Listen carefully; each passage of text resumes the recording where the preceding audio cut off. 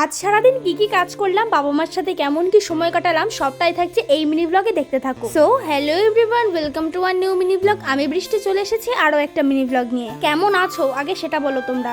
আর আজকের ভিডিওতে আমি সবার নাম নিয়ে নিলাম, যতগুলো নাম আমার আগের ভিডিওতে ছিল। অঙ্কিতা দিদি আমায় কমেন্ট করেছে গোবরডাঙ্গা থেকে, আমরা বেশি দূরে থাকি না, পাশাপাশি বলা যায়। আর বাদবাকি সবাই আমি নাম নিচ্ছি না, কারণ তারা আমার এমনি নাম নিতে বলেনি, এমনি কমেন্ট করেছে যেগুলো আমার ভিডিও দেখে তাদের ভালো লেগেছে, সেই রকম কমেন্ট।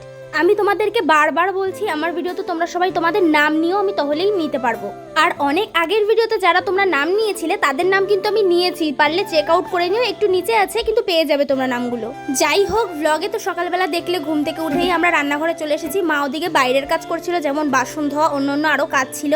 আমি আর বোন সকালবেলা ঘুম থেকে উঠেই মাকে হেল্প করতে ভাত বসিয়ে দিয়েছি, আলু কেটে দিয়েছি। এদিকে তো মা বাইরে এসে দেখছি কাঁকড়া কাটছে, বাবা আগের দিন রাত্রেবেলা মাঠ থেকে অনেক কাঁকড়া ধরেছে, এই সেই কাঁকড়াগুলো প্রায় 3 দিন বসে খেয়েছি। এদিকে বোনের আমি মাঝখানে একটু ম্যাগি বানিয়েও খেয়ে নিয়েছিলাম, যেহেতু প্রচন্ড খিদে লেগেছিল। তার মধ্যে আবার তারপরই পান্তা ভাত খেয়েছি, ডিম ভাজা দিয়ে আর শশা দিয়ে। তোমাদের কার কার ভালো লাগে বলো তো? আমাদের তো এখন প্রায় রুটিনের মধ্যেই পড়ে গেছে ডেলি সকালে পান্তা ভাত খাওয়া। আচ্ছা, তোমাদের সবার আমার ব্লগ কেমন লাগে একটু জানিও তো। আমি তো জানি না, আমার তো আমি বুঝেও উঠতে পারি না কেমন কন্টেন্টের ভিডিও দেবো তোমাদের। তোমরা একটু সাজেস্ট করো না, আমি না আর পারছি না, মানে এরকম ধরনের ব্লগ করলে যারা তোমরা দেখছো না, আমার ভালো লাগছে না। তোমরা কিরকম ব্লগ দেখতে চাও আমাকে জানাও, আমি সেরকম টাইপসের দেবো আর কি, চেষ্টা করব।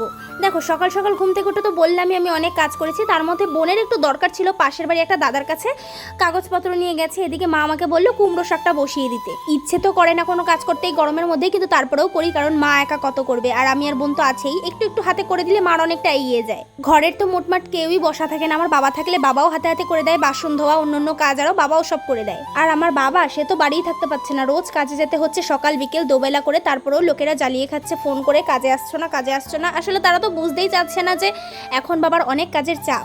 আমরাই তাই আমার বাবাকে একটু সময়ের জন্য পাচ্ছি না এখন, মানে ভালো লাগছে না। আগে তাও একটু সময় কাটাতে পারতাম, রাত্রেবেলা হোক সকালবেলা হোক, 8টার সময় কাজে। তো এখন আমরা ঘুম থেকে ওঠে রেখে মানে 6টায় কাজে চলে যায়। আমার বাবা তো এখন শ্বাস নেওয়ারই সময় পাচ্ছে না।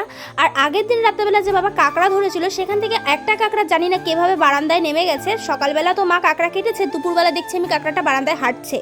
ওটাকে ধরে আবার আমি বালতিতে রেখে দিয়েছিলাম। একদিন রাখার পর আবার দেখেছি কাঁকড়াটার বাচ্চাও দিয়েছে অনেক, কিন্তু সেই ভাগ্যবশত আমি খেয়াল করিনি বলে মরে গেছে সব। সন্ধ্যেবেলা ছিল আমার পড়া, তাই একটু বরফ জলে ভালো করে মুখটা চবিয়ে সন্ধ্যেবেলা চলে গেছিলাম পড়তে। পড়ার থেকে বাড়ি এসে আজকে একটা নতুন জিনিস দেখেছি। আমার মা কাঁচা বিস্কুট এনে সেটা তেলে ভেজেছে, পুরো বিস্কুটের মতোই খেতে, মানে এরকমই হয় বিস্কুট, কিন্তু আমি এরকম ফার্স্ট টাইম দেখলাম বাড়িতে মা ভেজেছে।